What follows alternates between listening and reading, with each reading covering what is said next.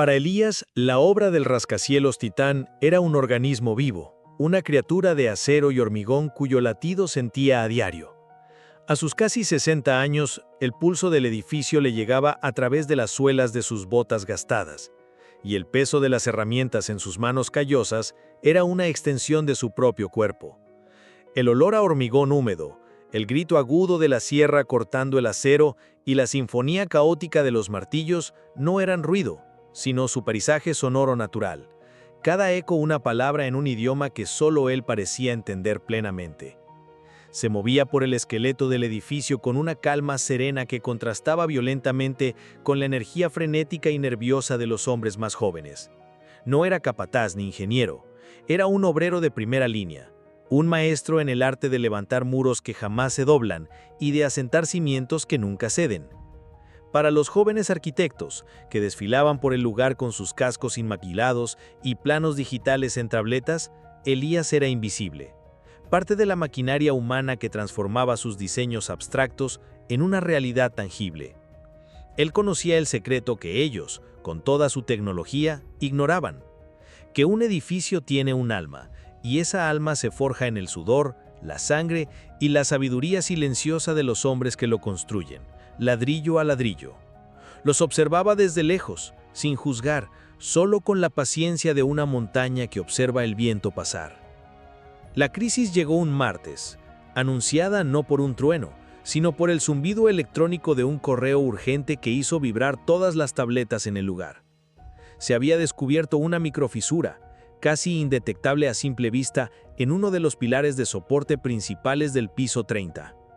En los modelos computacionales era una anomalía insignificante, un error de redondeo que el software casi había descartado. En la realidad, era un cáncer estructural que, bajo el peso de los 50 pisos que aún faltaban por construir, prometía un colapso catastrófico. El pánico fue inmediato y eléctrico, una corriente de miedo que recorrió al equipo directivo. Ricardo, el arquitecto estrella del proyecto, un joven prodigio con un ego tan alto como el edificio que diseñaba, convocó una reunión de emergencia en el mismo piso del problema. Rodeado por su equipo, señalaba proyecciones holográficas, su voz tensa resonando en el espacio de hormigón vacío. Los modelos no predijeron esto, es teóricamente imposible. Elías estaba cerca, terminando un muro con una precisión metódica y escuchaba la discusión. Notó la mirada de Ricardo sobre él, una mirada que mezclaba irritación y un desprecio helado. ¿Tenemos algún problema aquí, Elías?, dijo Ricardo con un sarcasmo cortante diseñado para reafirmar su autoridad frente a su equipo en crisis. Concéntrate en asentar bien tus ladrillos y deja los grandes pensamientos para quienes estudiaron para eso. La risa ahogada de los otros arquitectos fue como un golpe físico. Elías solo asintió lentamente, bajando la mirada al suelo de hormigón, pero su mente, lejos de detenerse, ya estaba desmontando el problema, no con algoritmos, sino con la intuición pura de toda una vida comprendiendo el peso y el equilibrio. La reunión terminó en un fracaso predecible, dejando solo un rastro de frustración, egos heridos y el olor a café caro. El equipo de Ricardo se retiró como un ejército en derrota, sus tabletas ahora convertidas en símbolos de su impotencia tecnológica. Dejaron atrás un silencio pesado, un vacío donde antes había debates acalorados y una arrogancia desbordante. Para los otros trabajadores, era una señal para bajar el ritmo, un presagio de que el proyecto, su fuente de ingresos, estaba en grave peligro. Pero para Elías, el silencio no era un vacío, sino una oportunidad. La humillación que había sentido no ardía como rabia, se había enfriado y solidificado en una claridad penetrante y cristalina. Sentía el dolor del edificio como si fuera el suyo propio. La microfusura no era un error de cálculo para él, era una fractura en un hueso, un punto de tensión que todo el cuerpo de la estructura sentía y al que reaccionaba en un grito silencioso que solo él podía oír. Mientras terminaba su trabajo del día, su mente no procesaba números, procesaba fuerzas. Visualizaba la carga descendiendo por los pilares como un río de peso invisible. Sentía el estrés acumulándose en el punto débil y veía la forma en que la energía necesitaba ser redistribuida, tal como un río necesita un nuevo cauce para no reventar una presa. La solución no estaba en un ordenador, estaba en la física visceral de la materia, un lenguaje que él hablaba con fluidez, enseñado por 4 décadas de observación y práctica. No necesitaba un diploma para entender la gravedad, la llevaba en los huesos. Cuando el sol comenzó a ponerse, pintando el cielo de naranja y púrpura entre las vigas de acero, la obra comenzó a vaciarse. El ruido de la jornada dio paso a un silencio expectante, roto solo por el viento que silbaba a través de los pisos inacabados como un lamento. Elías se quedó atrás, una figura solitaria en medio del gigante dormido. Esperó hasta que la última furgoneta partiera, hasta que las luces de la ciudad comenzaron a parpadear a lo lejos, asegurándose de que estaba completamente solo con el edificio. No había un plan grandioso de venganza en su mente, solo un deber casi paternal, una necesidad de curar la herida que sentía tan profundamente. De su caja de herramientas no sacó un martillo ni un destornillador, sino un simple trozo de tiza de carpintero, gruesa y blanca, manchada con el polvo de 1000 tareas anteriores. Con la tiza en la mano, caminó lentamente de regreso al piso 30, al lugar exacto donde había sido humillado horas antes. El suelo de hormigón, frío y polvoriento, era su lienzo. Se agachó, sus articulaciones protestando con un leve crujido, su sombra alargándose bajo la luz tenue de una solitaria lámpara de trabajo. Por un momento dudó, no por miedo, sino por reverencia. Aquel acto era una conversación íntima entre él y la estructura, un secreto a punto de ser revelado, no en palabras, sino en el lenguaje universal de la forma y la función. La tiza tocó el suelo y, en ese instante, el mundo exterior dejó de existir para Elías. El viento, las sirenas lejanas, el peso del día, todo se desvaneció en un silencio profundo y concentrado. Sus manos, que durante 40 años habían mezclado mortero y asentado ladrillos con una fuerza bruta, se movían ahora con la delicadeza de un artista. No dibujaba líneas rectas ni ángulos perfectos, trazaba el camino de la fuerza, el flujo de la tensión. Sus líneas eran un mapa del alma del edificio, mostrando no lo que los arquitectos querían que hiciera, sino lo que el propio hormigón y acero le susurraban que necesitaban hacer. Dibujó un sistema de contrafuertes internos y arcos de descarga, una telaraña de refuerzos que no era visible en los manuales, una solución que nacía de la pura intuición y de una experiencia inmensa. No era matemática, era música solidificada.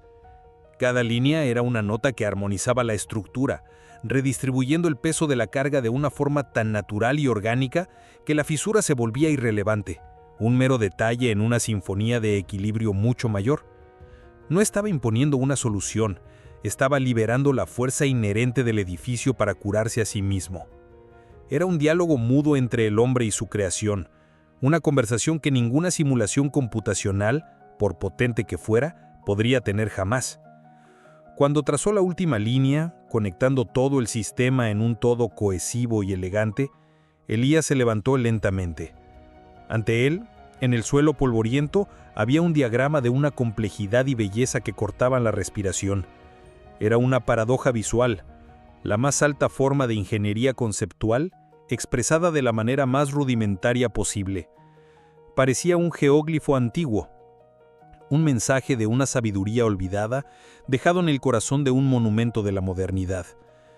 Elías miró su obra maestra anónima y un sentimiento de profunda paz, de un deber cumplido, se instaló en su pecho.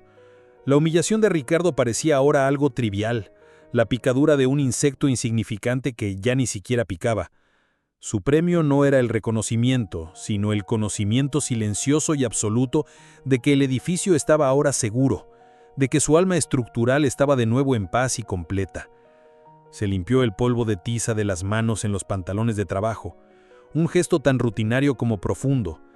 Guardó su tiza, cogió su caja de herramientas y sin mirar atrás salió del piso.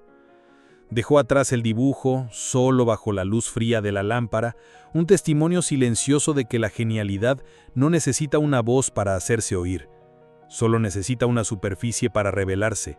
Ana llamó a Ricardo, su voz temblando ligeramente, no de incertidumbre, sino de una admiración reverente.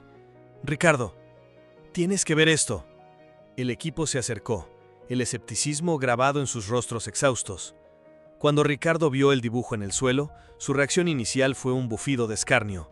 ¿Qué es esto? ¿Uno de tus obreros se ha puesto a jugar a los arquitectos? Ana, no tenemos tiempo para estas tonterías. Manda limpiar esto del suelo. Pero Ana, por primera vez en su carrera, no retrocedió. Se mantuvo firme, protegiendo el dibujo con su propio cuerpo como si fuera un tesoro frágil. No, Ricardo, mira bien, esto no es una broma. Es la solución.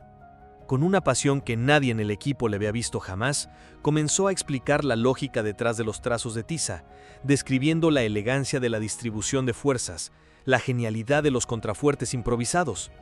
Su voz se llenó de convicción, silenciando a los demás. Los otros arquitectos la miraban como si se hubiera vuelto loca, sus mentes atrapadas en la idea de que una solución tan compleja no podía venir de un medio tan primitivo. Su arrogancia era una venda, impidiéndoles ver la verdad que estaba literalmente a sus pies. Veían solo tiza en el suelo, no la respuesta que salvaría su proyecto y sus carreras.